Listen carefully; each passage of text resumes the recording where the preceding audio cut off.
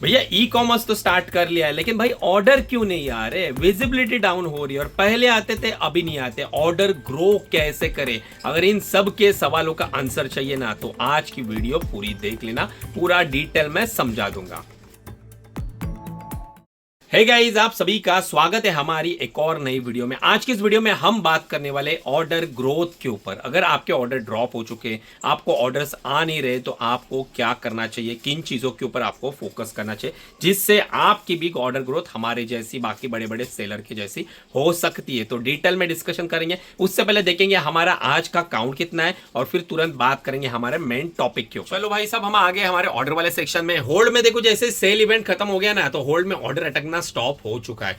अब यहाँ पे पेंडिंग में देखो, हमारे सुबह से अभी तक ना 98 ऑर्डर्स आ चुके हैं और जो हमारा आज का डिस्पैचिंग वाला काउंट है वो है 182 ऑर्डर्स हम आज के दिन में डिस्पैच करने वाले। भाई साहब, बात करो इन 182 पार्सल की ना, तो हमारे स्टाफ ने सुबह से ही ना लेबल प्रिंट करके पैकिंग भी ऑलमोस्ट होने को आ गई है, पैकिंग भी अभी हो जाएगी। अभी हम बात करेंगे आखिर अगर आपके ऑर्डर्स डाउन हो गए तो उसके लिए आपको क्या करना पड़ेगा। साथ में एक सवाल जो है ना, वो ना कुछ वेंडर्स को आता है कि अगर हमारा कुछ महीने पहले हमने सेलर अकाउंट बनाया और उसके ऊपर हमने काम ही नहीं किया तो वो अकाउंट ग्रो हो सकता है, नहीं हो सकता है। ये दोनों चीजों के ऊपर भाई आज की इस वीडियो में बात करने वाले। तो सच में ये वीडियो ताबड़तोड़ होने वाली है। तो चलो सबसे पहले बात करता हूं मैं कि अगर आपके ऑर्डर्स डाउन हो रहे, डे बाय डे हो रहे, तो उसके लिए आपको क्या करना चाहिए। देखो, अगर ना आप ये जो मेजर इफेक्ट जो है ना, ये आप सेल के बाद देख रहे हो ना, तो ये नेचुरल है, ये हर किसी सेलर के साथ होता है। जो सेल पीरियड, जो ड्यूरेशन था ना, क्योंकि ये जो बिग बिलियन डे हो गया, ये मेगा ब्लॉकबस्टर सेल हो गया, ये दिवाली सेल हो गया, ये लॉन्ग टर्म का सेल था, मतलब 8-8 10-10 दिन जो है ना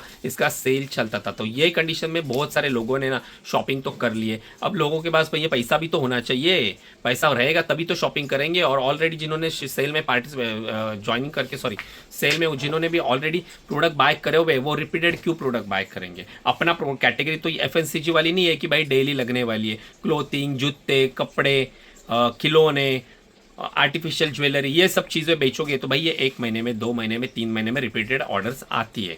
तो इसके कारण अब देखो सेल खत्म हो गए, जिसके कारण क्या हो गया है, सब सेलर की विजिबिलिटी ऑटोमेटिकली ड्रॉप हो चुकी है। मीशो ने कम करके रखी हुई है। अब इनके प्लेटफॉर्म के ऊपर भी है ना कम बेस, जैसे कि वहाँ पे अगर 10 करोड़ कस्टमर आ रहे थे, तो अभी वहाँ पे आप देखोगे ना, तो अभी लगभग ना 2, 2.5, 3 करोड़ ही कस्टमर आएंगे, क्योंकि सेल इवेंट में सबको नीड होती है नई नई चीज़ों की बाय करने की। अब सबका खरीदारी हो गई है, इसके वजह से अभी कोई परचेस कर नहीं रहा है। अब अगर ना आपको ग्रो करना है, आपके जो डेली बेसिस पे ऑर्डर कम हो गए, अगर उसे आपको ग्रो करना है, तो आपको मैं कुछ टिप बता देता हूँ। उसे फॉलो करोगे तो डेफिनेटली आपके आने वाले दिनों में आपके ऑर्डर पहले जैसे बढ़ने लगे। तो भैया मैं आ गया हूँ मेरे पैनल में नोटिस में आ गया हूँ। यहाँ पे देखो मीशो की जो भी अपडेट्स आते हैं ना, वो आपको देखने को मिलते हैं। अब यहाँ पे ना एक चीज आपको नहीं करनी है, बहुत सारे सेलर्स क्या करते हैं, दिवाली के लिए ना लीव अप्लाई कर देते हैं। आप अगर 1 आध दिन की लीव अप्लाई करते हो तो कोई इशू नहीं होगा, लेकिन आप लॉन्ग की लीव 3, 4, 5 दिन की लीव अप्लाई करते हो ना, तो आपकी विजिबिलिटी और ड्रॉप होगी। तो ये गलती आपको नहीं करनी है। आपकी जितने भी ऑर्डर्स पेंडिंग में, सारे ऑर्डर्स जो है ना आपको प्रोसेस कर देने, जिससे आपकी विजिबिलिटी और डाउन ना हो सके। साथ में एक और इंपॉर्टेंट चीज़ है जो आपको करनी है, जिससे आपके ऑर्डर्स पहले जैसे बढ़ना स्टार्ट हो जाएगा।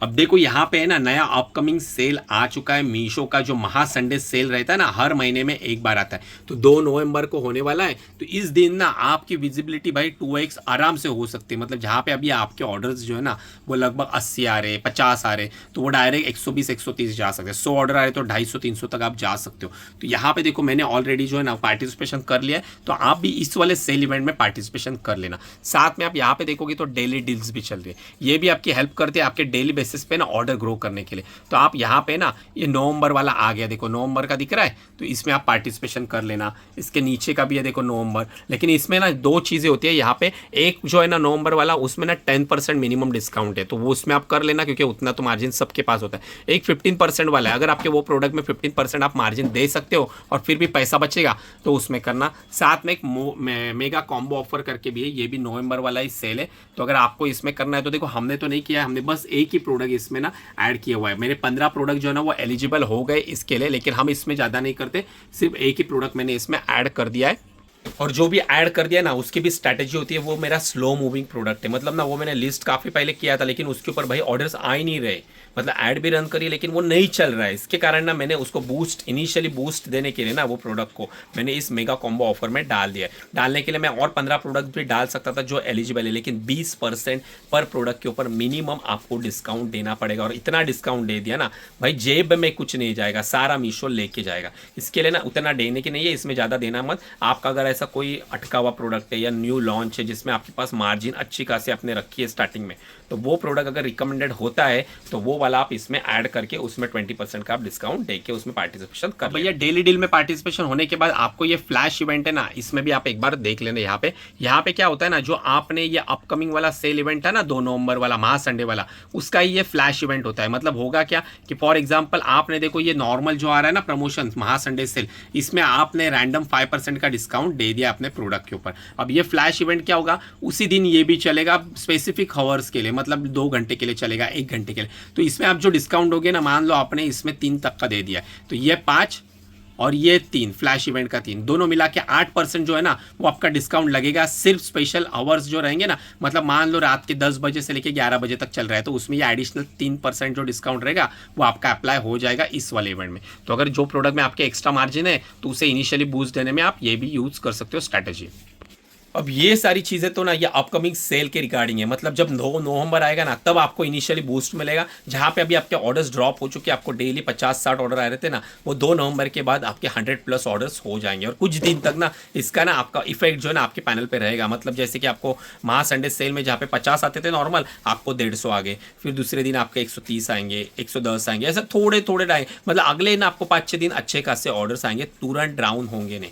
लेकिन अभी क्या करें ग्रो करने के लिए, तो अभी आप एक चीज़ कर सकते हो, सैटरडे संडे जो वीकेंड रहते हैं वहां पे आप प्लान करके ना छोटी छोटी जो आपके प्रोडक्ट्स है ना उसके ऊपर ना एक 300 रुपए की ऐड रन कर सकते हो। उसे इनिशियली बूस्ट देने के लिए थोड़ी आपके स्टोर की अगर 1 लाख विजिबिलिटी है तो वो 1.5 लाख तक जाएगी, 1.25-2 लाख तक चाहिए। 2 दिन ऐड रन करिए फिर स्टॉप करिए, थोड़ी विजिबिलिटी बन जाएगी आपकी, थोड़े बहुत ऑर्डर्स आना स्टार्ट हो जाएंगे। तो इस तरह से भी ना आप छोटे छोटे बूस्टर अपने क्या पैनल पे यूज कर सकते हो। चलो भाई, वेयर हाउस क्लोज करके अभी आया था, मतलब यहाँ पे मैकडॉनल्ड में रात के ना लगभग कितना बजा है भाई, 1:30 बजा रहेगा ना लगभग, तो 2 बज चुके।